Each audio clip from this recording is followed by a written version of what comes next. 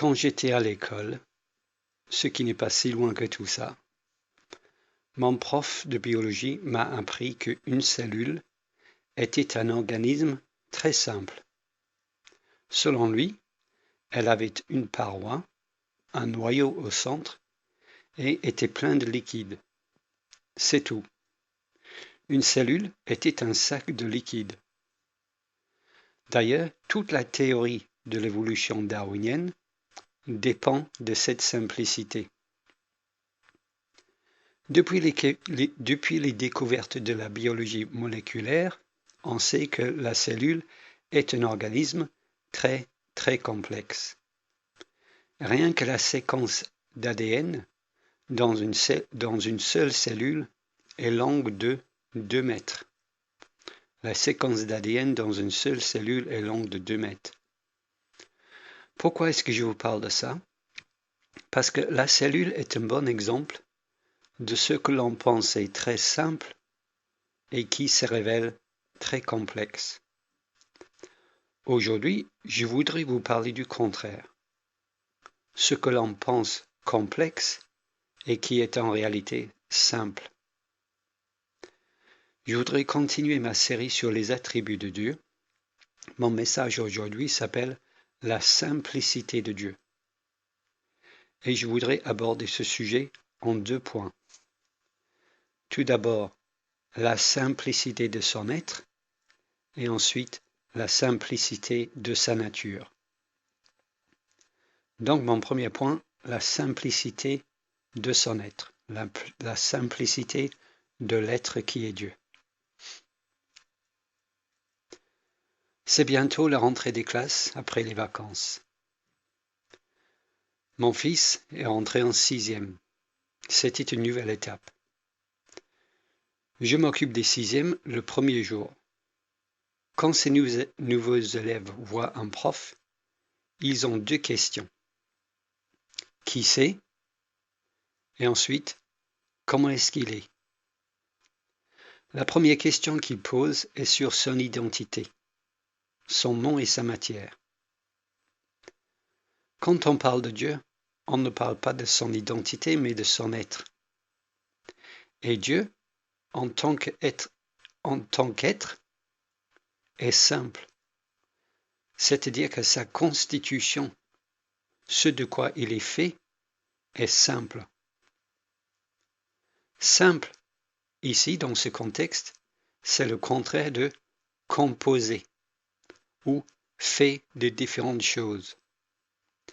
Donc, quand on dit que Dieu est simple, on dit qu'il n'est pas fait de différentes choses, qu'il n'est composé de rien.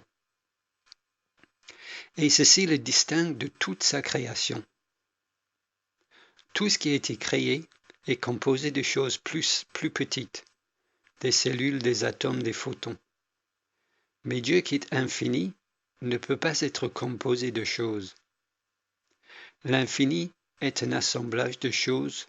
L'infini est un assemblage de choses, est une contradiction.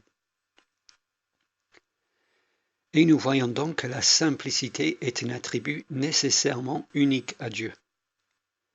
Car puisqu'il n'est pas fait de choses, alors il ne peut donc pas acquérir de nouvelles choses, ni perdre des choses. Puisque Dieu ne peut pas acquérir des choses, ni rien perdre, alors il ne peut pas changer. Puisque Dieu ne peut pas changer, alors il doit vivre toujours dans le présent.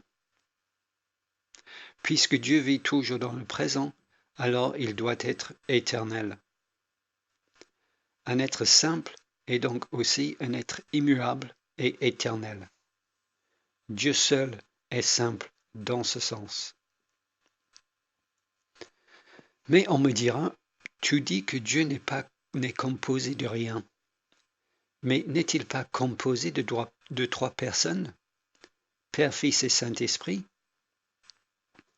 Non, il n'est pas composé de 3 personnes. Pour pouvoir dire que Dieu est composé de 3 personnes, il faudrait montrer une de 2 choses. Premièrement, soit que ces personnes existaient indépendamment des uns des autres avant de se mettre ensemble pour créer Dieu, soit qu'elles pourraient exister indépendamment les uns des autres. Mais ces deux idées sont fausses. Ce n'est pas le cas que le Père et le Fils existaient indépendamment l'un de l'autre avant de se mettre ensemble avec le Saint-Esprit pour créer Dieu. Car il est écrit, « Au commencement était la parole, et la parole était avec Dieu, et la parole était Dieu. » Jean chapitre 1 verset 1. Dès le commencement donc, la parole, le Fils de Dieu, est Dieu. Il est Dieu depuis l'éternité et donc n'a jamais existé indépendamment de Dieu. Et ce n'est pas non plus le cas que le Fils pourrait exister sans le Père, car il dit lui-même, « Moi et le Père, nous sommes un. » Jean chapitre 10 verset 30. Les deux sont un. Faites-vous même les maths. 1 divisé par 2 n'a jamais fait 2. Non, les trois personnes de la Trinité sont éternellement inséparables entre elles. Dieu n'est pas Dieu s'il n'est pas trois, Trinité. Et puisque Dieu a toujours été là et a toujours été Dieu, il a toujours existé comme Trinité. Donc Dieu n'est pas composé de trois personnes, mais il existe depuis toujours comme trois personnes. Connaissez-vous ce qu'on appelle le rasoir d'Occam? Ce n'est pas une nouvelle marque de rasoir, c'est un principe scientifique qui est élaboré par le Guillaume d'Occam. Et ce principe vaut ce qu'il vaut, mais il dit que quand on cherche à expliquer quelque chose, comme l'origine de la Terre par exemple, et on hésite entre plusieurs possibilités, le rasoir d'Occam dit que les explications les plus simples sont les plus vraisemblables. Les explications les plus simples sont les plus vraisemblables. Autrement dit, si l'explication est compliquée, elle est probablement fausse. Voilà ce que dit le rasoir d'Occam. Les scientifiques s'en servent pour élaborer le théorie. Bon, on aurait beaucoup de choses à dire sur ce principe, mais pour l'instant, admettons ce principe. Autrement dit, si l'explication est compliquée, elle est probablement fausse. Or, un chrétien débattait avec un athée sur l'origine de l'univers. L'athée disait que tout était le résultat du hasard. Et pour soutenir sa position, il a évoqué le rasoir d'Occam. Voici son argumentation. Si Dieu avait créé l'univers, l'explication pour l'univers, Dieu, serait plus complexe que l'univers lui-même. D'ailleurs, il serait l'explication la plus complexe possible. Et cela ne va pas. Le rasoir d'Occam, les explications les plus simples sont les plus vraisemblables, ne seraient pas respectées. Donc, dans le doute, l'athée a conclu que l'explication sans Dieu est la plus simple et donc la plus vraisemblable pour expliquer l'origine de l'univers. Il était assez content de son argumentation. Et c'est vrai qu'elle semble convaincante. Dieu est forcément plus complexe que ce qu'il a créé. Donc, l'explication serait plus complexe que la chose à expliquer. Mais le chrétien a répondu qu'au contraire, en tant qu'esprit pur, Dieu est remarquablement simple comme être. Dieu dans son être est beaucoup plus simple que l'univers dans la mesure où l'univers est composé de milliards de choses qui sont elles-mêmes composées de milliards d'atomes. Dieu, au contraire, n'est composé de rien. Il n'est donc pas complexe, mais simple. Certes, Ses pensées sont infiniment complexes. Mais la Bible ne dit pas que les pensées de Dieu ont créé l'univers, mais au commencement, Dieu créa les cieux et la terre. Genèse chapitre 1, verset 1. Dieu en tant qu'esprit, en tant que conscience pure, en tant qu'intelligence pure, n'est pas du tout complexe, mais simple. En ce qui concerne sa constitution, Dieu est non seulement plus simple que l'univers, il est le plus simple qui soit. Et puisque selon le rasoir d'Occam que ce athée a évoqué, les explications les plus simples sont les plus vraisemblables, elle n'est pas heurtée par l'idée que Dieu a créé l'univers. J'affirme donc, avec la confession de La Rochelle, je cite, « Nous croyons et confessons qu'il y a un seul Dieu, qui est une seule et simple essence, spirituelle, éternelle, invisible, immuable, infinie. Notre grand Dieu si puissant, si majestueux, qui remplit l'univers de sa présence, est, en ce qui concerne son être, d'une simplicité infinie. » Mon deuxième point, c'est la simplicité de sa nature. La simplicité de sa nature. Petit 1. Dieu et sa nature sont un. Dieu et sa nature sont un. Revenons à nos nouveaux élèves en 6e.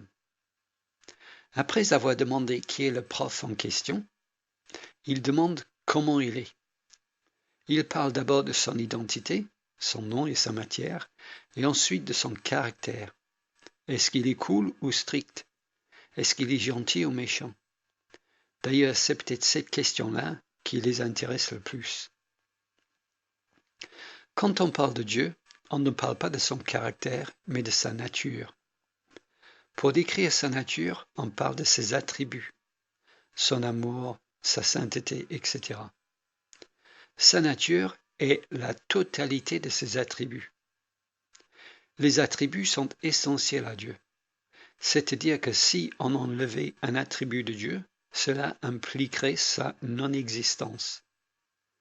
Par exemple, si Dieu n'avait pas l'attribut de sainteté, il cesserait d'être le Dieu chrétien, et donc il cesserait d'être Dieu. Parler de la simplicité de la nature de Dieu signifie donc que lui et sa nature sont un. Lui et ses attributs sont un. Ils forment une unité cohérente. Notre personnalité change avec le temps. Ce n'est pas pareil pour Dieu. Sa nature n'évolue pas. Nous acquérons des caractéristiques au fur et à mesure de notre vie. Ce n'est pas pareil pour Dieu. Il n'a pas acquis ses attributs au fur et à mesure de son existence. Il a toujours été ce qu'il est aujourd'hui et le sera pour toujours. Jésus-Christ est le même hier, aujourd'hui et éternellement. Hébreux 13, 8. Mais qu'est-ce que je veux dire quand je dis que Dieu et sa nature sont un? Prenons un exemple, celui de la bonté de Dieu, et posons-nous cette question. Pourquoi Dieu est-il bon? Pourquoi Dieu est-il bon? Vous vous êtes déjà posé cette question? Toutes les réponses que l'on peut donner à cette question tombent dans deux catégories opposées. Premièrement, on peut répondre que c'est sa nature d'être bon. Autrement dit, Dieu est bon parce que c'est lui qui définit ce qui est bon. Ou on peut répondre, deuxièmement, que Dieu se conforme à la bonté. Autrement dit, Dieu est bon parce qu'il fait ce qui est bon. Je crois que Dieu et sa nature sont un. Je réponds donc que la première réponse est correcte. Dieu est bon parce qu'il définit ce qui est bon. C'est Dieu qui définit sa propre nature. Autrement dit, c'est lui qui décide ce qu'est la bonté. Mais certains chrétiens pensent que cette réponse est impossible parce qu'elle pose deux problèmes. Celui de la carte blanche et celui du raisonnement circulaire. Ils disent que si c'est Dieu qui définit ce qu'est la bonté, il devient juge et partie. Il pourrait faire n'importe quoi et le déclarer bon. Il a carte blanche pour faire ce qu'il veut et ce qu'il fait sera bon parce qu'il le dit. D'ailleurs, ceci nous amène au deuxième problème. Ceci est un raisonnement circulaire. Dieu créa la terre et nous lisons qu'il vit que c'était très bon. Genèse 1, 31. Et nous savons que c'était bon parce qu'il dit que c'était bon. Et Dieu est bon. Et nous savons qu'il est bon parce qu'il fait ce qui est bon. C'est un raisonnement circulaire. Considérant donc cette réponse impossible, ces chrétiens ont opté pour la deuxième réponse à la question « Pourquoi Dieu est-il bon ?» Plutôt que de dire que Dieu est bon parce qu'il définit ce qui est bon, ils disent que Dieu est bon parce qu'il fait ce qui est bon. Il fait des œuvres de bonté. Dieu sait ce qu'il faut faire pour être bon et il le fait. Par exemple, il savait que le fait d'envoyer son Fils pour nous sauver était bon. Alors il l'a fait. Ainsi Dieu se conforme à la bonté. Autrement dit, il existe une règle, une norme, qui est la bonté. Dieu connaît parfaitement cette règle et il la respecte parfaitement depuis toujours. Cette réponse semble satisfaisante à première vue, mais en réalité, vous avez peut-être vu qu'elle pose plus de problèmes que la première. D'abord, cela voudrait dire que Dieu et sa nature ne sont pas un. Ce n'est plus Dieu qui définit sa propre nature, mais c'est la règle de la bonté qui définit la nature de Dieu. Ensuite, ceci entraîne la question: qui a défini la règle de la bonté? Elle ne peut pas avoir été définie par Dieu, sinon on argumente pour la première réponse que c'est Dieu qui définit ce qu'est la bonté. Cette règle alors ne peut pas avoir été définie par Dieu. Alors, qui l'a défini cette règle? Si ce n'est plus Dieu qui définit ce qu'est la bonté, alors qui a défini pour Dieu ce qu'est la bonté? Bref, qui décide pour Dieu ce qu'il doit faire ou pas? On voit tout de suite les problèmes avec cette deuxième réponse. Elle n'est évidemment pas biblique, car il est écrit, Ésaïe 40, 14, « De qui Dieu a-t-il pris conseil pour se faire éclairer?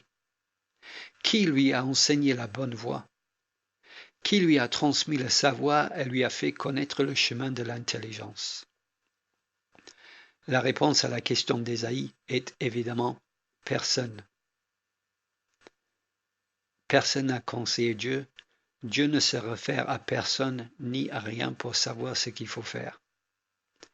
N'étant manifestement pas biblique, il faut donc rejeter cette deuxième réponse. Dieu ne se conforme pas à une règle pour savoir ce qu'il faut faire pour être bon. Donc la première réponse doit être correcte. Dieu est bon parce qu'il définit ce qui est bon. Alors comment résoudre les deux problèmes qu'elle pose? Le problème du raisonnement circulaire et le problème de la carte blanche. Le problème du raisonnement circulaire est facile à résoudre. Il suffit de demander à ceux qui disent qu'un raisonnement circulaire est toujours faux, pourquoi est-ce qu'un raisonnement circulaire est toujours faux? Et la réponse est, un raisonnement circulaire est toujours faux parce que c'est un raisonnement circulaire. Et oui, l'argumentation contre le raisonnement circulaire utilise un raisonnement circulaire. Donc, un raisonnement circulaire n'est donc pas toujours faux, surtout quand il s'agit de Dieu, la vérité absolue et l'autorité suprême. Je dirais même que quand on fait appel à son autorité suprême, on est obligé à utiliser un raisonnement circulaire. Le deuxième problème est plus grave, c'est celui de la carte blanche.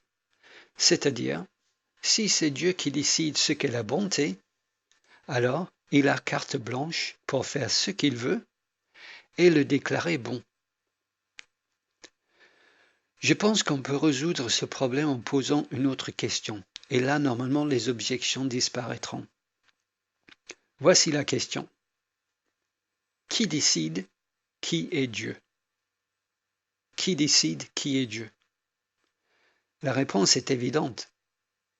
C'est Dieu qui décide qui est Dieu, et on ajoutera qu'il décide que c'est lui. Et en effet, il n'y a rien de plus normal. Il sait qu'il est Dieu, et il le dit. Je suis qui je suis l'Éternel.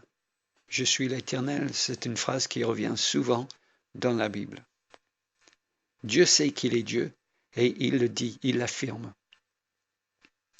Eh bien, c'est pareil pour la bonté de Dieu. Dieu décide ce qui est bon. Il se conforme à la règle de la bonté, d'accord, mais cette règle est sa propre nature. Il se conforme à la règle de la bonté, mais cette règle est sa propre nature. Et à ceux qui disent que cette réponse lui donne carte blanche pour faire ce qu'il veut et l'appeler bon, je réponds que dire cela est comme si on disait que puisque Dieu décide qui est Dieu, il pourrait dire que c'est toi. Non, ça c'est impossible. En effet, c'est Dieu qui décide qui est Dieu, et il dira toujours que c'est lui. Dieu ne dira jamais autre chose que « Je suis l'Éternel ». De la même façon, c'est Dieu qui décide ce qu'est la bonté, et il agira toujours d'une façon conforme à sa nature, et sa nature est la bonté absolue. Sa nature est la bonté absolue, par définition. Sa nature est la règle. Donc, tout ce qu'il fait est bon, parce que c'est sa nature d'être bon. Il fait ce qu'il veut, et le déclare bon, et il a raison, parce qu'il est la bonté même. Autrement dit, ce n'est pas parce que Dieu a envoyé son Fils qu'il est bon, mais c'est parce qu'il est bon qu'il a envoyé son Fils. Quel est le rapport donc entre Dieu et sa nature? Ils sont un. Dieu et sa nature sont un. Quand la Bible dit « Dieu est amour », 1 Jean 4, 8, elle indique que son attribut, l'amour, est identique à son être, Dieu. Dieu est amour. Dieu est amour. Son être et l'amour sont un. Dire que Dieu et sa nature sont un signifie que la phrase « Dieu est amour » est aussi vraie que la phrase « Dieu est Dieu ». Petit 2. La nature de Dieu est une. La nature de Dieu est une. Parler de la simplicité de Dieu signifie que la nature de Dieu est une, c'est-à-dire que sa nature est une unité parfaite, une unité cohérente et parfaite. Il n'y a ni division, ni conflit dans la nature de Dieu.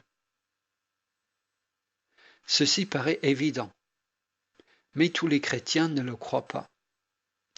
Certains chrétiens pensent que Dieu se comporte comme un homme. Chez l'homme, il y a souvent un conflit. On peut être devant un choix et on peut être tiraillé entre deux émotions ou deux désirs. Par exemple, en tant que parent, cette situation se présente assez souvent. Cela m'est déjà arrivé. Et si vous êtes parent, cela vous est sûrement déjà arrivé aussi. Dans une situation donnée, je sais que je dois punir mon enfant. Mais en même temps, je n'ai pas envie de le vexer ou de le blesser. Je suis tiraillé entre la nécessité de faire respecter les règles, ce qui est bon, et le désir d'être gentil. Il y a une sorte de concurrence en moi, entre la justice d'un côté et la gentillesse de l'autre. Or, certains chrétiens présentent souvent les attributs de Dieu comme s'ils sont en conflit les uns avec les autres. Ils pensent que l'amour de Dieu est en concurrence avec sa sainteté, que Dieu aimerait montrer son amour à tous, mais que sa sainteté l'en empêche. Dieu est en quelque sorte tiraillé comme nous pouvons être tiraillés. Il veut faire en même temps et envers les mêmes personnes une chose et son contraire. Mais cette idée ne correspond pas à la doctrine de la simplicité de Dieu. L'idée de simplicité exclut justement toute division, tout conflit intérieur. Je ne crois pas qu'il y ait un conflit au sein de Dieu. La nature de Dieu n'est pas un lieu de division ou de tension, mais d'unité et de paix. En Dieu, tout est perfection. Tous les attributs vont dans le même sens et ont le même but, à savoir la gloire de Dieu. Mais on me dira peut-être, il y a des passages dans la Bible qui montrent qu'il y a un conflit entre les attributs de Dieu, que Dieu a parfois envie de faire une chose et de faire le contraire, envers les mêmes personnes. C'est vrai qu'il y a quelques passages dans la Bible qui semblent montrer que Dieu connaît un conflit intérieur. Un bon exemple de cela est notre passage que nous avons lu dans Genèse sur la ville de Sodome. L'Éternel dit à Abraham qu'il va détruire Sodome à cause de son péché.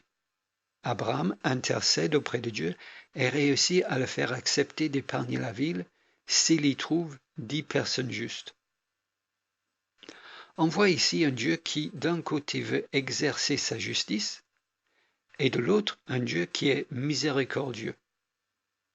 Dieu écoute les arguments d'Abraham et il passe de la décision de détruire la ville à la décision de l'épargner pour les 10 justes. Dieu est tiraillé entre les deux choix, mais son attribut de miséricorde finit par l'emporter sur celui de la justice et Dieu change d'avis. Mais est-ce que c'est cette interprétation-là de ce passage qui correspond à la réalité? Est-ce que c'est vraiment ce qui se passe ici? Déjà, quand nous lisons les versets comme le verset 21, c'est pourquoi je vais descendre et je verrai s'ils ont agi entièrement selon le bruit venu jusqu'à moi, et si cela n'est pas, je le saurai. Déjà, quand nous lisons ça, nous devons faire attention de bien interpréter ce passage. Notre interprétation doit être contextuelle plutôt que littérale ici. C'est-à-dire que Dieu se présente sous forme humaine devant Abraham. Il mange avec lui. Il parle comme un homme qui va voir et qui va apprendre la situation. Mais nous savons que Dieu sait toutes choses. Il ne peut donc pas apprendre quelque chose. Donc nous devons comprendre ce passage dans ce contexte-là. Sinon, ce passage contredit tout le reste de la Bible. Quand la Bible dit que Dieu va descendre et que Dieu va voir et que Dieu saura, nous devons comprendre ce passage dans le sens où Dieu parle avec Abraham comme un homme. Alors, est-ce que ce passage est là pour nous montrer la capacité d'Abraham à influencer Dieu? Ou plutôt pour nous montrer la miséricorde de Dieu qui va au-delà de ce qu'on lui demande. La Bible dit que c'est Dieu ce que Dieu fait est parfait. La Bible dit que ce que Dieu fait est parfait. Les voies de Dieu sont parfaites. Psaume 18, 31. La voie parfaite ici est donc de ne pas punir la ville s'il y trouve 10 personnes justes, puisque c'est ce que Dieu décide de faire, et tout ce qu'il fait est parfait. Pourtant, si on part du principe qu'Abraham a vraiment fait changer d'avis à Dieu, comme le disent certains commentateurs sur ce passage, cela voudrait dire qu'au début, Dieu avait l'intention de faire de l'imperfection. Et c'est Abraham qui l'en a empêché. Si c'est notre lecture du passage, alors nous devons conclure que c'est Abraham qui montre à Dieu la voie parfaite. Heureusement qu'Abraham était là pour empêcher à Dieu de faire une bêtise. Est-ce que c'est cela le message de ce passage? Bien sûr que non. Car Ésaïe nous fait comprendre que personne n'a été le conseiller de l'Éternel, et personne n'a été son instructeur. Dieu n'a pris conseil auprès de personne pour se faire éclairer.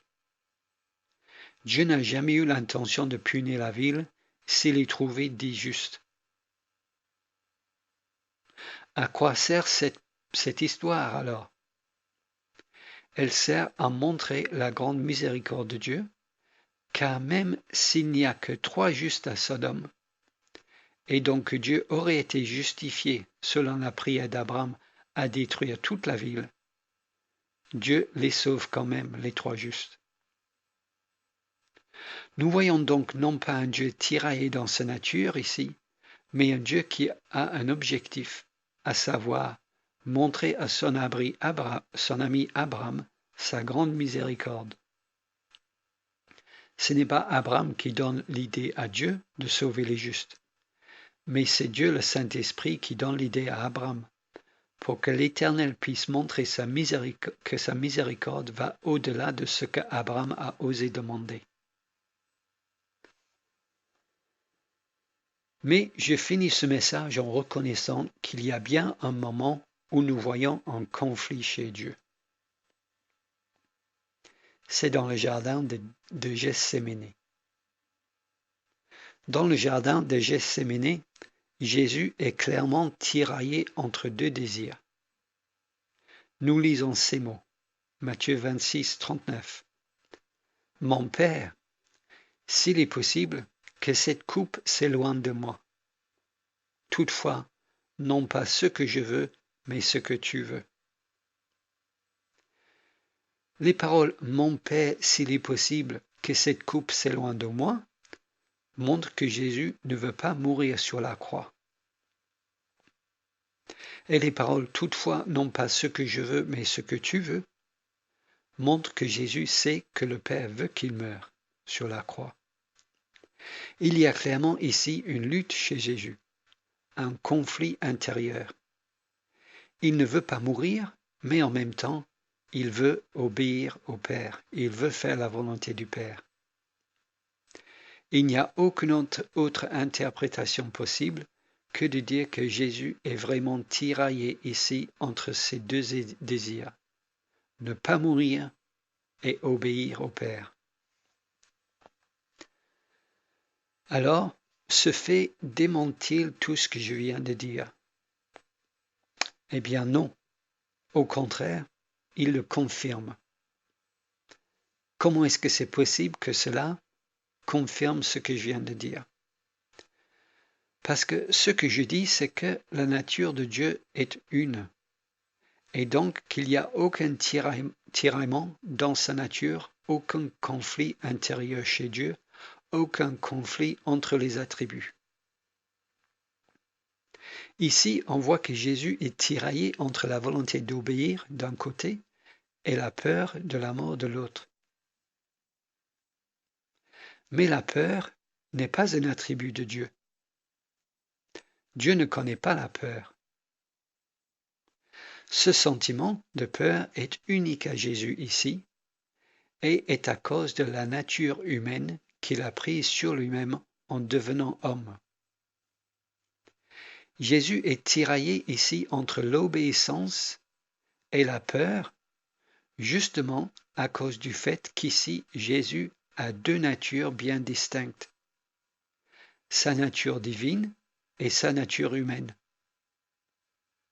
Ces deux natures sont en conflit, ce qui est normal.